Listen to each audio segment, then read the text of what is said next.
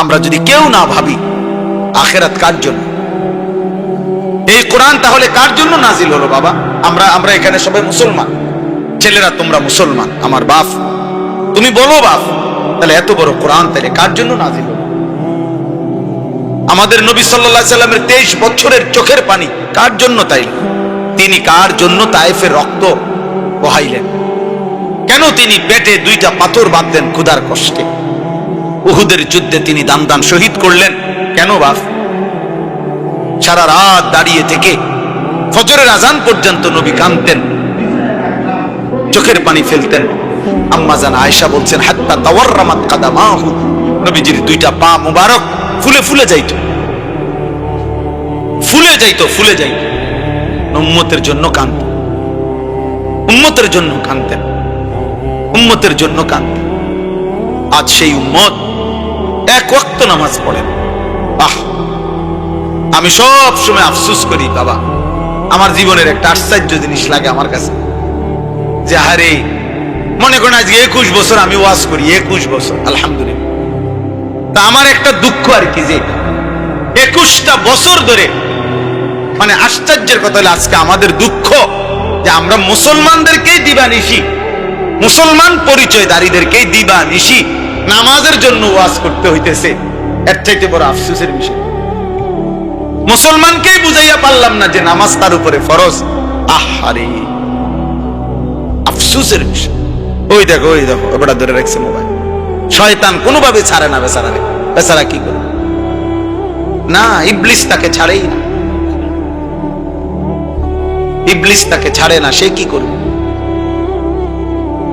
কোরআনে আছে, আল্লাহ তাআলা বলছে ইবলিস 24 ঘন্টা ফাইন্নাহু ইয়া'মুরু বিল ফাহশাই ওয়াল মুনকার, ইবলিস 24 ঘন্টা মানুষকে অশ্লীলতা, বেহায়াপনা, নারী, জিনা, ব্যভিচার, অসভ্যতা আর যাবতীয় গুনার কথা বলতেই থাকে, বলতেই থাকে, বলতেই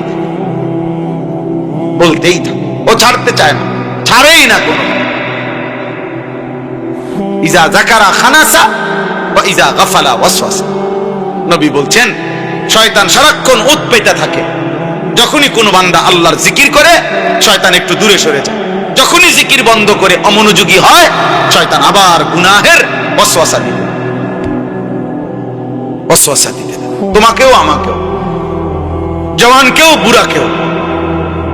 এই জন্য 60 বছরের চাচারও বিড়ি গানা শেষ হয়।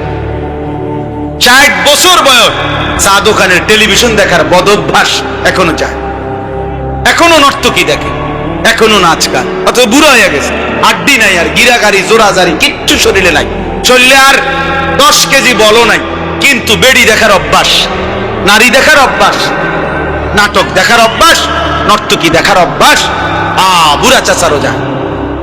আহ, শয়তান কাউরে ছাড়ে না, শয়তান আমারও ছাড়ে না, শয়তান তোমারও ছাড়ে, শয়তান বুড়ারও ছাড়ে না, শয়তান জওয়ানেরও ছাড়ে না, শয়তান নারীকেও ছাড়ে না, শয়তান পুরুষকেও ছাড়বে না সে। বরং আমাদের দায়িত্ব শয়তানকে ছাড়ার চেষ্টা করা, আমাদের দায়িত্ব, আমাদের দায়িত্ব। শয়তান আল্লাহর কাছে অনুমতি নিয়ে নিছে। আল্লাহর নবী সাল্লাল্লাহু আলাইহি সাল্লাম বলছে ইন্নাশ শাইতানা ইয়াজরি মাজরাদ দাম, মানুষের রক্তের কোনায় কোনায়, মানুষের রক্তের মাঝে মাঝে, রক্তের ভিতরে ভিতরে শয়তান চলাচল করে, চলাফেরা করে, দৌড়াদৌড়ি। নাউযুবিল্লাহ, নাউযুবিল্লাহ। আল্লাহ আমাদেরকে হেফাজত করে, আল্লাহ আমাদেরকে হেফাজত করে। আমার ভাই, গুনাহ ছেড়ে দেওয়া আমাদের জিম্মা না। আমরা মুমিন, আমরা মুসলমান। আজকে তোমরা অনেক ছেলে বসছো, যে কয়জনে, আমার অনুরোধের কথা হলো বাপ, তোমরা ভেবো বাপ, তুমি মুসলমান, মুসলমানের দিকে কথা মনে করো। ফিলিস্তিনের মুসলমানের গত 2 দিন 4.5 লক্ষ গাজাবাসী, নারী, পুরুষ, ছোট বাচ্চা, ওরা গত 2 দিন ধরে হাঁটতেছে। বেঈমানরা ঘোষণা দিছে, গাজার মুসলমানদেরকে বলছে শেষবারের মতো সুযোগ দিলাম, এবার যদি তোমরা এলাকা না ছাড়ো এরপরে আর সুযোগ দেওয়া হবে না। এই শেষ ঘোষণার কারণে 4.5 লক্ষের চাইতে বেশি মুসলমানের বাচ্চা কাচ্চা, ছোট বড় গাড্ডি গুট্টা নিয়ে খালি পায়ে ছুটতেছে চলতেছে, কোথায় যাচ্ছে কেউ জানে না, পরবর্তী আশ্রয় কোথায় মিলবে কেউ জানে না। সব পত্রিকায় আসছে, তুমি দেখো। তোমরা ভাবছো তোমাদের উপরে কোনোদিন বিপদ আসবে না, তোমরা ভাবছো এই মোবাইল টিপতে টিপতে তোমরা একদিন কবরে যাইবে, তোমরা ভাবছো এই নারী দেখতে দেখতে তোমাদের এভাবেই হায়াত শেষ হবে। কে তোমাদের বাবা, কে তোমাদের মা, কে তোমাদের আল্লাহ, কে তোমাদের নবী, কে তোমাদের ধর্ম, কি তোমাদের কিতাব, কিছুই জানো না। চেহারা সুরত দেখলে বোঝা যায় বাপ দাদা বংশ ধর্ম আল্লাহ নবী কারোর সাথে কোনো সম্পর্ক নেই। চুল চেহারা লেবাস পোশাক জামা গেঞ্জি শার্ট চলাফেরা পেশাব পায়খানা দেখলে, হাঁটা চলা দেখলে, সারাদিনের আড্ডাবাজি দেখলে, আহারে 365 দিনে কোনোদিন মসজিদে আসলা না, কোনোদিন ফজরের নামাজ পড়লা না। মুসলমান এমন হয়?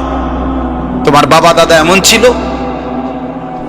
তোমার পূর্বপুরুষ এমন ছিল? বাপ, একজন মুসলমান 365 দিনে কোনোদিন ফজরের নামাজ পড়বে না? হ্যাঁ, 16 বছরে 20 বছরে কোনোদিন মনে পড়লো না যে আমার নবী সাল্লাল্লাহু আলাইহি ওয়াসাল্লামের চুল মোবারক কেমন ছিল? আমার নবীর যে লক্ষের চাইতে বেশি সাহাবী ছিল, ওনাদের চুল কেমন ছিল? ওনাদের কি মাথায় চুল ছিল না? কথা বলে না। নবীজির সাহাবাদের মাথায় চুল ছিল? নবী সাল্লাল্লাহু আলাইহি ওয়াসাল্লামের মাথায় চুল ছিল? সাহাবাদের পরবর্তী তাবিঈ আউলিয়া বুজুর্গদের মাথায় চুল ছিল? তো ওনারা কিভাবে রাখলেন? তুমি কি রাখলা? কারে দেখে দাড়ি কাটলা? কারে দেখে বিড়ি সিগারেট খাইলা? কাকে অনুসরণ করতে গিয়ে নারী দেখো, ছবি দেখো? কারে দেখতে গিয়ে, কারে অনুসরণ করতে গিয়ে পেশাব করে একবারও পানি নাও না, ঢিলা কুলুক টয়লেট পেপার ব্যবহার করো না? হায় হায় বাপ, মুসলমান এমন হয়? কোন নাফরমানের, কোন পাপী আল্লাহর প্রতি ঠিক মতো ঈমান নেয় নাই, হারামের উপরে ছিল, চুরি ডাকাতি জিনা ব্যভিচার মদ জুয়া সুদ ঘুষ কিস্তি, মা বোন বেপর্দা বেহায়া, নাটক সিনেমা নাচ গান অশ্লীলতা বেহায়াপনা হারাম উপার্জন, এভাবে যে ব্যক্তি জীবন কাটাইছে, একটা উদাহরণ শুধু তাফসীরের মধ্যে লিখছে। ভাইয়া এই উদাহরণটা শুধু শোনো, ছেলেরাও বাবারাও আমিও। এই পৃথিবীতে যদি কেউ, কিতাবে লিখছে যে 900 বছর একটানা মনে করেন কেউ পৃথিবীতে হায়াত পাইছে, কয়শো বছর? এই 900 বছর সে আল্লাহর নাফরমানি করছে, আল্লাহর অবাধ্যতা করে গেছে, কিন্তু 900 বছরে 1 সেকেন্ড কোনোদিন তার কষ্ট হয় নাই, কোনোদিন সে কোনো দুঃখ কষ্ট বেদনা পায় নাই। মনে করেন ধরে নেন 900 বছরে কোনোদিন কষ্ট কাকে বলে, দুঃখ কাকে বলে, যন্ত্রণা কাকে বলে সে বুঝে নাই, সে বুঝে নাই। খোদার কসম, তাফসীরের মধ্যে লিখছে এমন ব্যক্তি 900 বছর টানা নাফরমানি করে কিন্তু কোনোদিন যে এক বিন্দু কষ্ট পায় নাই, ওই ব্যক্তিরও 900 বছর পরে যখন মৃত্যুর যন্ত্রণা শুরু হবে, আল্লাহর কসম, কসম খোদার তাফসীরে লিখছে 1 সেকেন্ডের মৃত্যু যন্ত্রণা শুরু হলেই ওই নাফরমান তার 900 বছরের দুনিয়ার বেঁচে থাকার হায়াত সুখ আর আনন্দ 1 সেকেন্ডেই ভুলে যায়। কবরের আযাব পরে, জাহান্নামের আযাব পরে,